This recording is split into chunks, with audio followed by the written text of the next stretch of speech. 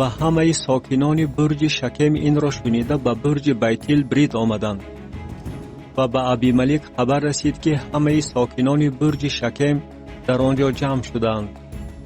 و ابیملک و تمام قومی که با او بودند به کوه سلمون برآمدند و ابیملک خبر به دست خود گرفته شاخه کلان از درخت برید و آن را برداشته بر کتف خود گذاشت و به قومی که با او بودند گفت آنچه من کردم دیدید، پس تعجیل نموده مثل من عمل کنید.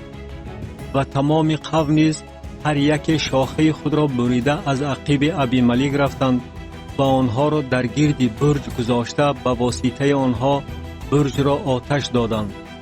و همه آدمان برج شکم نیز که تقریبا 1000 مرد و زن بودند مردند. و ابیملک به تبس رفت و نزد تبس اردو زده آن را ضبط نمود.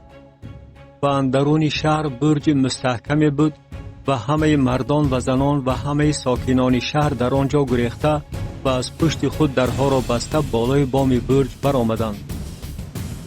و ابیملک نزد برج آمده با آن جنگ کرد و به دهن برج نزدیک شد تا که آن را آتش دهد.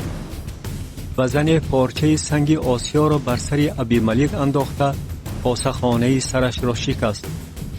و او زود نفکر سلاح بردار خود را خوانده به وی گفت شمشیرت را کشیده مرا بکش، مبادا گویند که زن او را کشت. و نفکرش او را شمشیر زد و او مرد. و اسرائیلیان دیدند که ابیملک مرد و هر یک به مکان خود رفتند. و خدا بدکرداری ابیملک را که در حق پدرش با کشتن 70 برادر خود کرده بود به سرش برگردانید. و تمام بدکرداری مردم شکم را خدا بر سرشان برگردانید. و لعنت یوتام ابن یروبعال بر آنها آمد.